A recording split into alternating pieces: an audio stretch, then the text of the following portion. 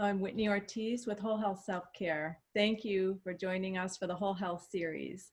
This series convenes women leaders from around the world who share tips, tools, and strategies for how today's women professionals can feel better, experience a greater quality of life, and have enhanced capacity to be able to lead with compassion, both at work and at home.